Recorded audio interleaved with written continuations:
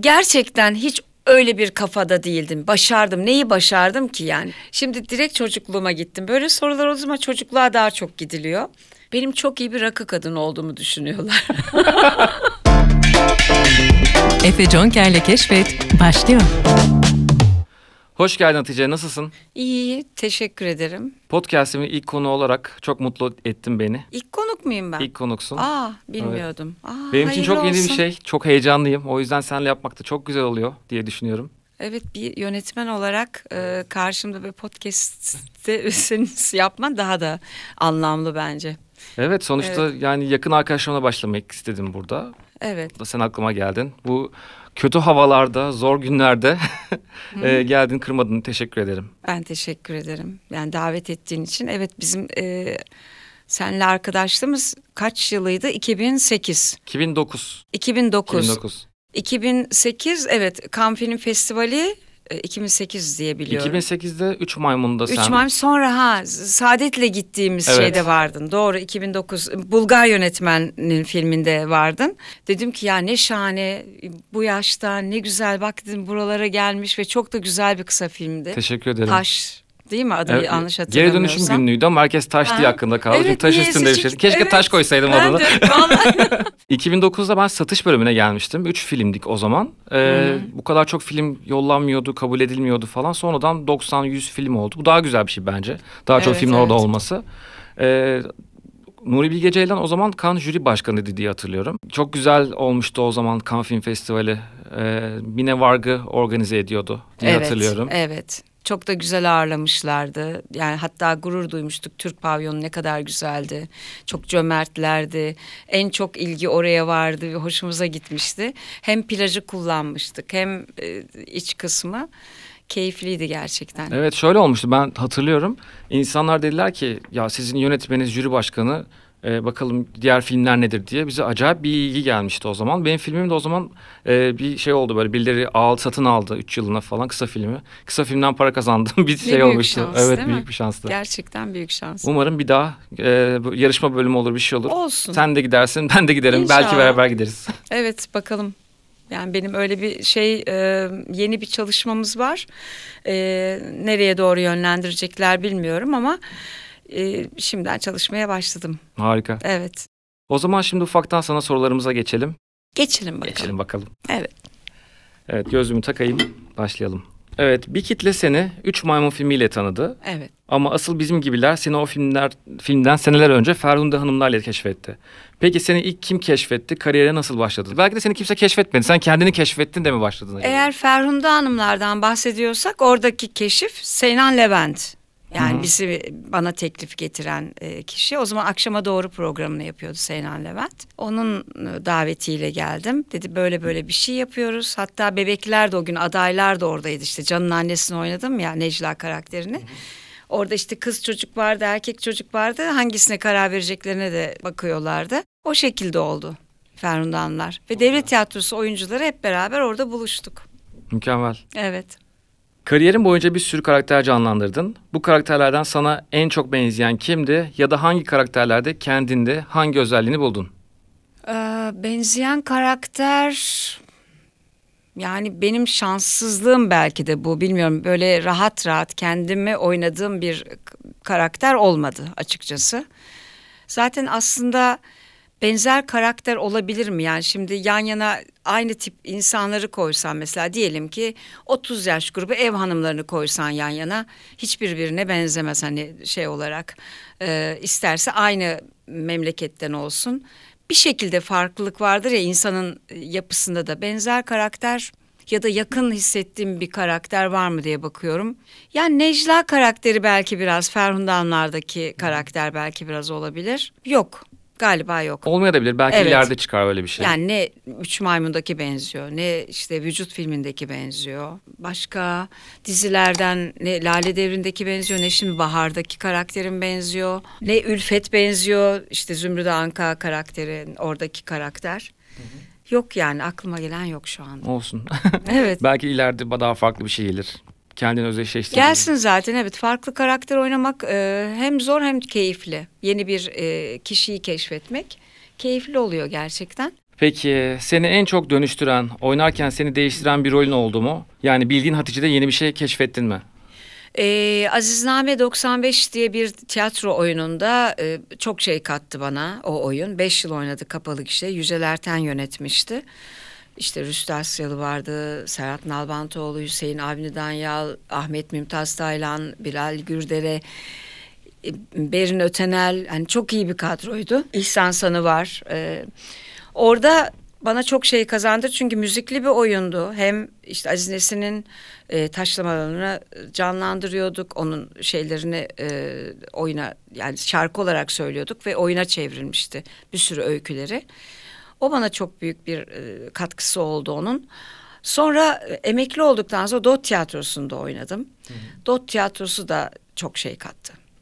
Orada da çok başka türlüydü yani benim için. Yeni bir deneyimdi. Seyirciyle iç içe olmak ve tabii ki iç içeyiz tiyatroda ama burada gözünün içine bakarak oynamak, iç ses, dış ses, yanındaki arkadaşın falan, ilginç oyunlar oynadık orada. Evet, Sabahtan başlayıp akşama kadar süren oyunlar oynadık.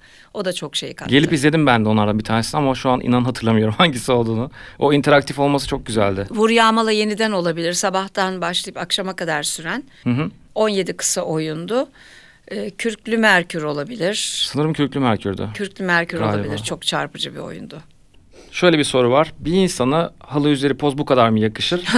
Cannes Film Festivali'nde halin hala gözümüzün önünde. Peki o halının üzerindeyken evet başardım hissiyatı geldi mi, böyle bir şeyleri elde etmiş gibi? Hep böyle bu tarz şeyler geliyor bana ve ben de böyle çok şey cevap verince diyor ki hadi lan falan gibi bir şeyler oluyor ya. Gerçekten hiç öyle bir kafada değildim. Başardım. Neyi başardım ki yani? İşimin bir parçası olan bir şey yani. Bir hareket benim için. Bir sahne çünkü. Kırmızı Halı da benim için bir sahne. Tabii ki. Aslında. O da bir kostüm. Kırmızı Halı kostümüydü üzerimdeki de Özlem Süer'in. O yüzden hani yaşasın başardım değildi. Gerçekten inanılmaz güzel bir ortamdı. Çok güzel ağırlanıyorsun. Gerçekten bir sanatçı olduğunu hissettiriyor sana. Onlar çok güzel duygulardı. O duyguyla yürüdüm, o duyguyla durdum. Benim için çok güzel bir şeydi, atmosferdi. Evet, tahmin ediyorum. Mesela ben de Tarantino'nun galasına gitmiştim. Yanımızda Pedro Almodovar'la seyrettik. Yani onun deneyimi bile çok başka, çok güzeldi. Yani o toplulukla beraber olmak, kimsenin böyle farklı, uzakta olmaması, herkesin iç içe olması çok güzel bir duyguydu. Evet, bir de mesela dünyaca ünlü bir sürü insan vardı. İşte bizim o zaman Şampen jüri başkanımız, Natalie Portman jüride olan bir sürü insanı görüyorsun orada. Bir sürü yönetmenlerle karşılaşıyorsun. İşte Robert De Niro'yla bilmem. Onların o doğallığı zaten sende daha da bir şey yaratıyor, yani bir olgunluk yaratıyor. Yani neyin başardığımı. Dünya starlarının o doğallığını gördüğün zaman diyorsun ki bizde ülkede neden neyin havası atılıyor acaba diye bir düşünüyorsun. Halbuki insanız, görevimizi yapıyoruz, rolümüzü oynuyoruz.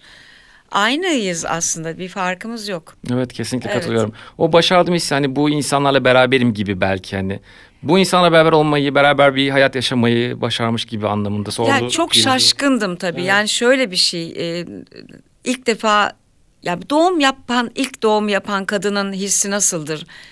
Şöyle anlatayım, ben hani yaşamış biri olarak ne olduğunu anlayamıyorsun. Ne oluyor? Bir şey oluyor. Bir mucize.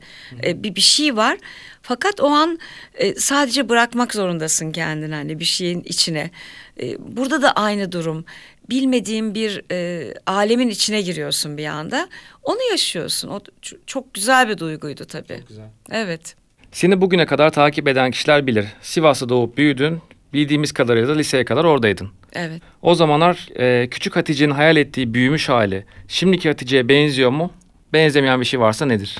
Benziyor. Benzemeyen bir şey yok gibi, keşke biraz olsaydı güzel olurdu bence. Hala aynı heyecan, aynı hayal alemi, aynı kafa. Biraz onun yalnızlığında çektiğim zamanlar çok oluyor. Hatta o gün bir arkadaşım bana şey dedi, yıllardır arkadaşım olduğu için. Sezen Aksu'nun bir parçası çalıyordu, Dengemi Bozmayın. Biz diyor senin ne kadar çok dengeni bozmaya çalıştık diyor. Hani benim rengim alım al, morum mor. Hani benim dengemi bozmayın diye bir şarkısı var. Çünkü hep benim yaptığım her şey arkadaşlarım tarafından yadırganırdı. Yüzüme bir şey yaptırmamam. Ondan sonra yaşam biçimim hani daha basit, daha sıradan, işte bir sürü şeyler istiyorlar ki hani işte içki ya da sigaradan hoşlanmamam çok. Bunlar hep yadırganıyor. Aman işte balıkla da olmaz mı canım hadi falan gibi. Hep bir vardır ya o topluluğun bir sürüklediği bir alışkanlıklar silsilesi. Ona sürüklemeye çalıştıkça ben uyum sağlamak için yaptığım çok şey oluyor. Sonra da ama işte o denge bozuluyor bu sefer. Hatice'nin dengesi bozuluyor. Ben Hatice'nin o şeyini seviyorum, dünyasını. Ama tabii zor. Biraz spiritüel gidelim. Peki. Hayatta her şeyin bir nedeni olduğuna inanır mısın yoksa bazı şeyler tesadüf mü? Derler yani kader çabayı sever. Bazen bazı şeyler diyorsun ki nasıl bu kadar her şey denk düştü. Bazen de senin tercihlerin onlar. Yani aslında farkına varmadan yaptığın tercihler seni o yola götürüyor. İşte nedir bu mesela? Ben tercihim nedir? Disiplini yaşamak. Oyuncu olduğum için sesime dikkat etmek, bedenime dikkat etmek. Bu senin tercihin. Ne oluyor o zaman bir proje, yani hayal ettiğim bir projeye ulaşman daha kolay oluyor. Evet. Hani oturup da iş bekleyeyim, gelmiyor ne yapayım değil. Yani iş olmayabilir. Genelde çünkü çevreye söylediğim, oyuncu arkadaşlarıma söylediğim de bu. Sen hazır ol, işte ne bileyim ek bir şeyler yap, enstrüman çalmayı öğren, dili öğren. Hele şimdi ben o dönemi geçtim ama yeni çağda dil bilmeyen, teknolojiden anlamayan, enstrüman çalmayan bir oyuncu biraz zor iş yapar gibi görünüyor. Katılıyorum ben. Yapay zekadan her şeyi çok iyi bilmesi gerekiyor ve merak edip katkısından yararlanması gerekiyor galiba. Bir şey söyleyeyim mi? Son iki sorunun cevabını verdin. Verdin mi? Ne verdim? Bu sanat dünyasına girdiğinde bir yola baş koyuyorsun ya, o yol seni götürüyor. İşte bazen hayatı kaçırma durumları olabiliyor. Keşke şunu daha erken yapsaydım, bir şey oldu mu? Bak. Bak enteresan. Kaçırdığım bir şey şöyle. Bir oyun için Basil Kolaman gelmişti. Bir yaz gecesi rüyası için. İngiltere'ye çok götürmek istedi. 3 aylığına dedi gel en azından. Orada yani bir tiyatroyla ilgili hani bir yere yazılmamı istemişti. Kabul etmemiştim. Olabilirmiş. Bir de İngiltere'den yine bir 3 maymun sonrası bir sinema filmi teklifi gelmişti. Lale Devri vardı o zamanlar. Yine olamamıştı. Nereye götürürdü hayat bilmiyorum. Çünkü bunlar acaba kaçırdığımız şeylermiş. Hepsi birbirine çelişkili ya. Evet. Yoksa bu mu hani gerçekten bilmiyorum. Yani çünkü çelişkideyim şu anda. Çünkü hani bir yandan diyorsun ki kader çabayı sever. Bir yandan da bazen diyorsun ki bu. Şimdi bazen de burası. öyle güzel projeler aynı anda geliyor ki değil mi? Yani işte onun gibi. Öyle şeyler de o zaman oluyor. hangisi olacak yani? Orada işte açgözlülük giriyor devreye. Gerçekten daha gerçekçi davranmak gerekiyor belki de. İşte ne bileyim balık ağaca tırmanamaz gerçeğinde bir şey. Evet, benim yapabileceğim kapasitem nelerse o şekilde davranmak, belki daha gerçekçi olmak. Müzikle ilgili bir soru. Hayatındaki bir ana gidip uzaktan izleme şansın olsa hangi anın olurdu ve hangi müzik çalardı? Şimdi direkt çocukluğuma gittim. Böyle sorular o zaman çocukluğa daha çok gidiliyor. Salıncakta sallandığım şey geldi şu an geldi. Böyle ayakta sallanıyordum zaten ve uçtuğumu falan zannediyordum o zaman. Niyeyse tabii o döneme gittiğim için de benim zamanım olduğu için de yani bu dediğim 70'li yıllar senden başka gibi bir şey geldi ama bir sürü müzik gelebilir her seferinde. Daha ileriye gittiğim zaman Pet Shop Boys geliyor mesela. Wow. Neşe Karaböcekler geliyor. Bir Mahsuni'nin bir türküsü geliyor. Çok renkli bir ortamda büyüdüğüm için yani türkülerden tut şeye kadar, klasik müziğe kadar. Sonra konservatuvar yıllarım klasik müzik ve opera ile geçti. Bir Maria Callas şimdi bir de gündemde, hep çok etkileyen bir sestir. Çok şey geliyor. Yani. Bu senin oyunculuğa da yansıyor bence. Çok Hatice çıkabiliyor her şeyin içinden. Evet, farklı var. Renklilik çok güzel. Gerçekten var o renklilik. Doğru söylüyorsun. Seviyorum onu da zaten. Şimdi şöyle bir sorumuz var. Sosyal medyada atan tutan gırla biliyorsun. İnsanların senin hakkında yaptığı ama gerçekte hiç doğru olmayan bir varsayımın var mı? Benim çok iyi bir rakı kadını olduğumu düşünüyorlar. Muhabbetin güzel diye düşünüyorum. Muhabbetim iyidir çünkü gerçekten muhabbetim iyidir. Bir de çok çılgın bir görüntüm var. Böyle serbest olduğum için, rahat ve doğal olduğum için öyle bir görüntüm var. Ama bizim dönemimiz o kadar rahat bir dönem değildi. Onun için benim o kadar rahat olma ihtimalim yok zaten. Ama senin dönemin devam ediyor. Bitmedi senin dönemin yani. Yani şimdiki çağdaki gençleri ben çok daha seviyorum. Çok özgür ve dürüst buluyorum hepsini. İnanılmazlar. Hayranlıkla seyrediyorum. Şimdi şöyle bir bölümümüz var. Benim doğrularım diye. Evet. Bu bölümde sana bazı cümleler söyleyeceğim. Boşluk kısmını vereceğim. Şıklardan doldurmanı isteyeceğim. Benim doğrularım dediklerinde kendimi en özgür hissettiğim alan noktadır. Tiyatro, sinema, dizi. Sinemada hürüm. Başımı alıp gitmek istesem neye binerim? Elektrikli araba, taksi, Harley Davidson, gemi. Harley Davidson da enteresanmış. Başını alıp gideceksin. İyi kullanan biri ise binmek isterdim. Harika. Başka türlü. Yani oğlum sürüyor, onunla New York'a gittiğim zaman onunla geziyoruz. Başka türlü bir duygu o. Çok iyi ya. Evet. Ben de 10 senelik bir kullanıcı olarak çok mutlu oldum bundan. Bilmiyordum. Evet. Duruşunu en beğendiğim karakterim olmuştur. Necla, Leyla, Hacer ya da kim? Necla tabii ki. Necla. Asla tahammül edemeyeceğim noktadır. Yalan tabii ki. Yalan birinci şıkkımızda. Tabii yalan yani. Çünkü yalanın rengi olmaz, pembesi beyazı olmaz. Öyle güzel kıvırıyoruz ki yalan yoksa zaten bir sürü şey düzeliyor ya. Her şeyden elimi eteğimi çekecek olsam noktaya yerleşirim. Sivas, İstanbul, Ankara ya da neresi? İç Anadolu insanıyım ben. Ben dağ, ağaç daha çok çekici. Yani bir ev manzarası göster deseler ben dağ ve ağaç manzarasını denize tercih ederim. Çünkü gökyüzüne bakmayı daha çok seviyorum. O yüzden herhalde İç Anadolu bölgesi olabilirmiş. Peki kimsenin bilmediği, yok artık ya Hatice Aslan bunu da mı yapıyormuş dedirtecek ne var? Bilmiyorum ki, oynamadığım rol de kalmadı galiba. Çünkü en son hatta bu Ülfet karakterini oynadığımda şaşırmıştı arkadaşlarım. Yani işte Zümrüt Anka'da bayağı, çünkü İç Anadolu bölgesinde garip bir kadındı, ses tonundan lehçesine kadar. Ben de nasıl çıktı o canavar şaşırmıştım kendime. Onun dışında bilmiyorum ya. Hani bir müzikal benim hep hayalimdi. Bir müzikalde oynamayı tercih ederdim yani. Belki orada hoş şeyler olabilirdi. O zaman teşekkür ediyorum katıldığın için. Ben Gün sorularım bitti. İlk programda seninle yaptığım için o kadar rahatladım ki. Gerçekten. Evet, çünkü çok heyecanlıyım. Benim için yeni bir şey bu. Hep kamera arkasında geçen yıllar. Ya sen yönetmensin ya. Yönetmenler bence muhteşem insanlar. Yani mimar gibisiniz, sanatçı gibisiniz. O kadar çok şeyi barındırıyorsunuz ki. Bence hiç öyle bir sıkıntın olması, çok da hoş görünüyorsun bu Teşekkür arada. ederim. Yani şunu demek istiyorum. Ben şimdi hep kamera arkasında çok rahatmışım ya. Oh diyorum yani. Bir şey olsa rahatsın. Ama burada biraz tansiyonlu bir şeymiş yani. Ya kamera önünde olan biri olarak bu tarz şeylerde ister istemez böyle bir şeye giriyor insan. Bir kalıba giriyor. Ben de giriyorumdur. Şu an kim bilir hangi kalıptayım. Çıkınca anlayacağım.